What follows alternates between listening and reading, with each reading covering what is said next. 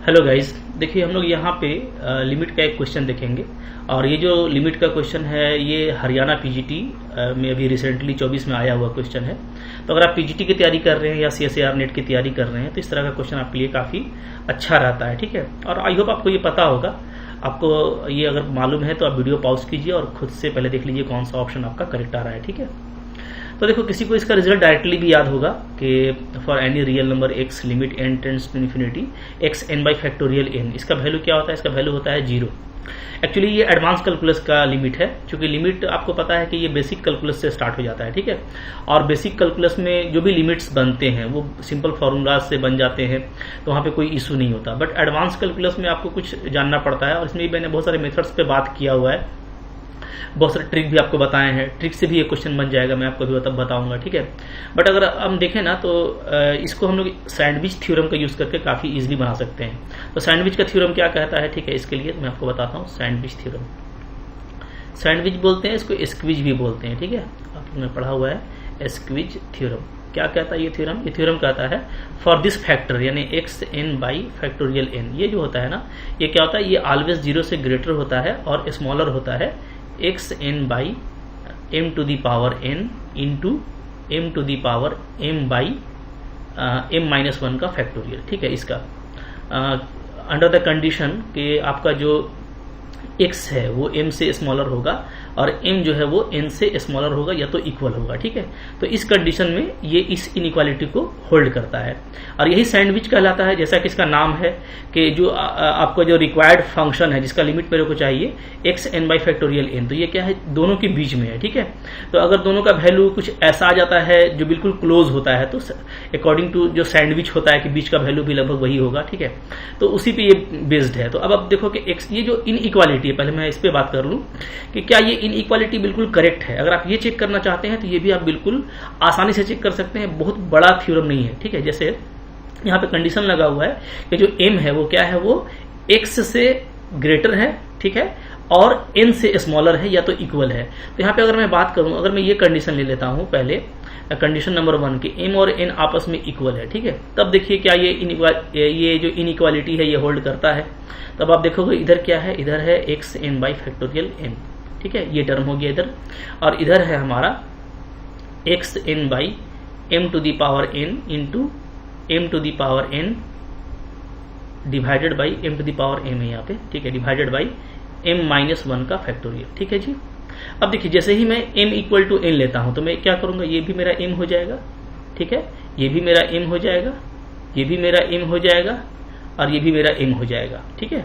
अब देखो जैसे ही ये आपका m to the power m हो गया तो ये आपस में कैंसिल हो गया, ठीक है। तो अब बच क्या रहा है, अब बच रहा है एक्स एम बाई एम का फैक्टोरियल और इधर बच रहा है x m by m minus 1 का फैक्टोरियल, ठीक है जी। अब जो फैक्टोरियल के अंदर जो होता है वो क्या होता है, वो इंटीजर होता है। तो डेफिनेटली जो m है वो m माइनस 1 से स्मॉलर है, तो ये जो होल फैक्टर है, ठीक है, ये क्या होगा, ये डेफिनेटली ग्रेटर देन दिस होगा। तो बिल्कुल देखो जो है सेटिस्फाई कर रहा है ना इस कंडीशन को। पहला तो ये हो गया। अगर दूसरा केस ले लेते हैं कि मान लेते हैं कि मेरा जो n है वो ग्रेटर देन m है, ठीक है, ये कंडीशन। इस कंडीशन में आप देखिएगा क्योंकि n और m दोनों आपका इंटीजर है तो मैं n को ले लेता हूं सपोज m प्लस a, क्योंकि m से ग्रेटर है तो समथिंग m प्लस a होगा, जहां a क्या है, a आपका कोई पॉजिटिव इंटीजर है, ठीक है जी। अब देखिए, अब मैं फिर से इस इनइक्वालिटी की बात करता हूं। हाँ, अच्छा, नो डाउट कि ये जो x n by factorial n है ये तो 0 से ग्रेटर ही होगा, ठीक है। अब हमको सिर्फ इसको चेक करना है। तो यहाँ पे क्या होगा, यहाँ पे हम देखेंगे कि इधर है मेरा x n by factorial n और इधर है x n by m to the power n into m to the power m divided by m minus 1 का फैक्टोरियल, ये है, ठीक है जी। अब देखिए, तो इसके बीच में क्या इनइक्वालिटी आएगा वो हमको यहाँ पे वेरीफाई करना है। तो अगर मैं n का वैल्यू m प्लस a रख देता हूँ तो क्या आ जाएगा, तो इधर आ जाएगा x to the power m plus a divided by, यहाँ पे देखो आ जाएगा आपका m प्लस a का फैक्टोरियल, राइट। अच्छा, इधर क्या आएगा, इधर आ जाएगा x m प्लस a, ठीक है, नीचे में आ जाएगा m का value m plus a, n के प्लेस में मैं m प्लस a रख दे रहा हूँ, ठीक है, m to the power m divided by m minus 1 का फैक्टोरियल, राइट। अब देखिए, अब यहाँ पे आपका काम काफी जल्दी हो जाएगा। तो अब देखो यहाँ पे इधर तो ठीक है जो है सो, हाँ, इधर देखिए, इधर आपका देखेंगे ना m to the power m, इधर तो आपका ये जो बचने वाला ये बचेगा मेरा, ऊपर में बचेगा एक्स m प्लस a और नीचे बचेगा m का पावर a और m-1 का फैक्टोरियल। ठीक है, अब देखो नो डाउट इधर क्या है, इधर है हमारा xm plus a divided by m plus a का फैक्टोरियल। राइट, अब देखिए दोनों तरफ जो न्यूमरेटर है, जो ऊपर का वैल्यू है वो सेम है, और नीचे के वैल्यू में नो डाउट ये जो टर्म है ना, ये टर्म क्या है, आप देखेंगे कि ये term definitely smaller than this है। ठीक है, जैसे कैसे मैं आपको बता रहा हूँ, m प्लस a का फैक्टोरियल को अगर आप खोलोगे, ठीक है, तो कैसे खोलोगे, तो ये आपका होगा m प्लस a, फिर m प्लस a-1, इसी तरीके से m प्लस a-2। ठीक है, ये आपका घटता हुआ कहाँ तक चला जाएगा, ये चला जाएगा मेरा m और m-1 का फैक्टोरियल, यहाँ तक चला आएगा जी। ठीक है, अब देखिए अगर मैं हर एक प्लेस पे, मतलब इसको रिप्लेस कर दूं, इसको भी रिप्लेस कर दूं, इसको भी रिप्लेस कर दूं, सबको अगर मैं m से रिप्लेस करूं, m, ठीक है, तो ये क्या होगा, ये आपको अप टू a टाइम्स होगा, आप देख सकते हो। ठीक है, क्योंकि यहां से लेकर के यहां तक ये a फैक्टर है। ठीक है, a टाइम्स फैक्टर है, तो ये आपका सबको अगर मैं m से रिप्लेस कर दूं और इसको मैं ऐसे ही रहने दूं, तो एक्चुअली क्या होगा, देखिए ध्यान दीजिएगा ना, एक्चुअली ये हो रहा है कि हम हर टर्म को रिप्लेस कर रहे हैं उसके छोटे वैल्यू से। m प्लस a से डेफिनेटली m स्मॉलर है, इससे भी स्मॉलर, इससे भी स्मॉलर, तो अगर हम स्मॉलर वैल्यू से हम रिप्लेस करते हैं तो डेफिनेटली क्या हो जाएगा, अब ये जो वैल्यू है m प्लस a का फैक्टोरियल क्या होगा, ये आपका ग्रेटर हो जाएगा। यानी no doubt m plus a का जो फैक्टोरियल है ये क्या है, ये ग्रेटर देन है। ठीक है, a टाइम्स m, यानी m का पावर a m-1 का फैक्टोरियल का। काफी सिंपल है, कोई बहुत रॉकेट साइंस नहीं है। ठीक है, तो डेफिनेटली यानी ये जो मेरा इधर का जो मेरा डिनोमिनेटर है वो क्या है, वो ग्रेटर है इससे, यानी होल फैक्टर ये जो होगा वो क्या होगा, वो ग्रेटर देन दिस होगा। ठीक है, यहाँ पे देखो वही चीज लिखी हुई है ना, अब मैंने वेरीफाई करके आपको दिखा दिया कि भाई आप कोई भी केस ले लो। ठीक है, आप आइदर ले लो, यहाँ पे जैसे मैंने आपको बताया था कि आप चाहे m को n से इक्वल करके देख लो या m से n को स्मॉलर करके देख लो, दोनों ही केस में ये इनइक्वालिटी हमारा सेटिस्फाई हो रहा है। दैट मीन्स ये सैंडविच थ्योरम जो है बिल्कुल करेक्ट है फॉर दिस फैक्टर। अब अगर ये करेक्ट है तब तो ये बहुत जल्दी बन जाने वाला है। कैसे, अब आप देखिए। ठीक है, बस 1 सेकंड में अब ये बन जाएगा, अब आपको कुछ करने का यहाँ पे जरूरत ही नहीं है। ठीक है जी, ओके, तो यहाँ पे कैसे बनेगा, तो अब आप देख सकते हो, आपको बस लिमिट अप्लाई कर देना है। तो देखो मैं यहाँ पे लिमिट अप्लाई करूंगा, limit n tends to infinity x to the power n by factorial n। ठीक है, तो ये क्या हो जाएगा, तो ये 0 से ये हो गया। ठीक है, this is less than equal to limit n tends to infinity. अब आप ध्यान दीजिएगा, जो मैंने कंडीशन लिखा है कि m क्या है, x से स्मॉलर है। ठीक है, तो यहाँ पे हम इसको ऐसे लिख सकते हैं, x बाई m का होल n इंटू m का power m divided by m-1 का फैक्टोरियल। ठीक है, अब आप देखिए, अगर x जो है लेस देन m है, इसका मतलब क्या होगा, इसका मतलब हो गया कि x बाई m क्या होगा, लेस देन 1 होगा। ठीक है, और अगर कोई फैक्टर लेस देन 1 है तो उस लेस देन 1 का, ठीक है, इनफाइनाइट पावर क्या हो जाता है, टेंड्स टू 0 हो जाता है। हम पढ़ चुके हैं ना कि limit x tends to infinity right 1 to the, sorry ऐसे लिख देता हूं मैं इसको, लिमिट इस तरीके से लिखेंगे, ये जो रिजल्ट है क्या है, limit n tends to infinity x to the power n, ये क्या होता है, ये 0 होता है। ठीक है, या टेंड्स टू 0 होता है कब, जब मेरा x क्या हो, लेस देन 1 हो। ये आप जानते हो। ठीक है, क्योंकि 1 से छोटा होगा और उसका हम इनफाइनाइट पावर करेंगे तो डेफिनेटली वो क्या हो जाएगा, 0 को अप्रोच करेगा। तो अगर ये पूरा 0 हो जाता है तो इसका मतलब है कि 0 दोनों तरफ 0 हो गया, लोअर लिमिट भी 0 हो गया और अपर लिमिट भी 0 हो गया फॉर दिस फैक्टर। ठीक है, ये आ गया, तो दोनों 0 के बीच में ये वैल्यू क्या होगा, डेफिनेटली 0 होगा। सो नो डाउट ये 0 होता है। ठीक है, तो आप इस सैंडविच थ्योरम से काफी आसानी से आप इसको पता कर सकते हैं। अच्छा, दूसरा मैंने आपको एक लॉजिक बताया था EFPL का। ठीक है, मैंने ये बोला था कि मोस्टली प्लेसेस पे ये काम करता है EFPL। इसमें ये होता है कि जैसे मैंने लिखा है इसी ऑर्डर में सीनियरिटी देखा जाएगा। ठीक है, E से यहाँ पे मतलब क्या है, यहाँ पे E से मतलब हो जाता है एक्सपोनेंशियल। ठीक है, F से मतलब क्या है, फैक्टोरियल। ओके, P से मतलब क्या है, P से मतलब है पोलिनोमियल और L से मतलब है लॉग। तो जनरली जो लिमिट्स के क्वेश्चन आते हैं वो एक्सपोनेंशियल, फैक्टोरियल, पोलिनोमियल और लॉग के टर्म में होते हैं।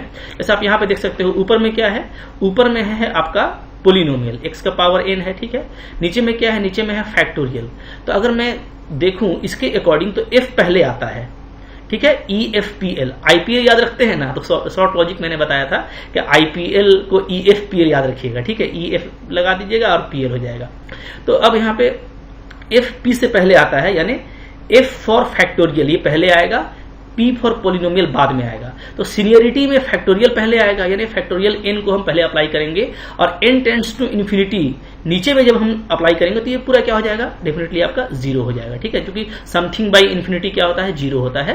तो इस लॉजिक से भी यहाँ पे जीरो आंसर आ जाएगा। तो मैंने बहुत तरीके से बताया है और हर तरह का लॉजिक यहाँ पे काम कर रहा है, और जो कॉन्सेप्ट है एडवांस कैलकुलस का वो भी मैंने आपको बता दिया। तो आई होप अब आपको ये क्वेश्चन में कोई डाउट नहीं रह गया होगा। ठीक है, अच्छा एक और लिमिट का क्वेश्चन आया था, सिंपल क्वेश्चन, उसको भी देखते हैं। देखो जो सेकंड क्वेश्चन है वो है हमारा limit n tends to infinity nth root of n। ठीक है, तो ये काफी सिंपल क्वेश्चन है। अगेन आप देखोगे तो एडवांस कैलकुलस में एक क्वेश्चन पूछा जाता है, बट इसको आप सिंपल जो बेसिक कैलकुलस उससे अपना सकते हैं। ठीक है, जो फेमस तरीका होगा वो ये होगा, क्योंकि आपको फाइंड करना है क्या, आपको फाइंड करना है limit n tends to infinity n का पावर 1/n। ठीक है, तो इसको मैं ऐसे कहता हूँ, इसको मैं ले लेता हूँ let y is equal to n to the power 1/n। तो डेफिनेटली y क्या हो गया, n का फंक्शन हो गया। ठीक है, अब यहाँ पे आप दोनों तरफ log अप्लाई कीजिएगा तो ये हो जाएगा log y is equal to 1/n और log n हो जाएगा। ठीक है, यानी ये क्या हो गया, ये सिंपली आपका हो गया log n/n।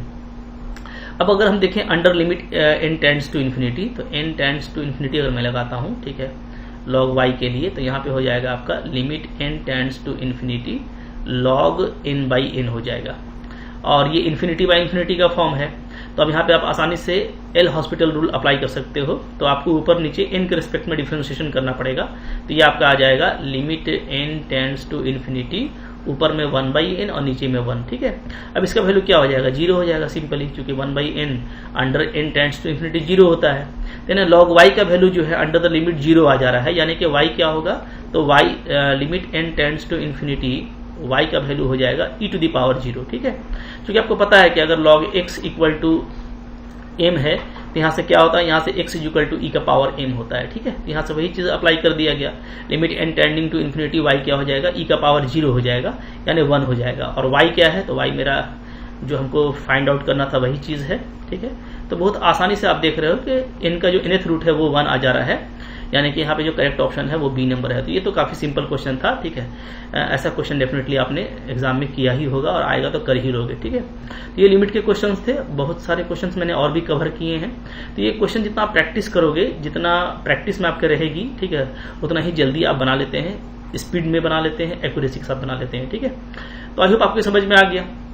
अच्छा लगा होगा तो लाइक कीजिएगा, चैनल पर नए हैं सब्सक्राइब कीजिए, पढ़ते रहिए। ठीक है, ढेर सारे इस तरह के कंटेंट लगे हुए हैं। आप CCR नेट की तैयारी कर रहे हो, PGT की तैयारी कर रहे हो, मैंने कोर्स भी आपको दिया है। ठीक है, मेरे एप्लीकेशन पे जा करके उसको आप देख सकते हो।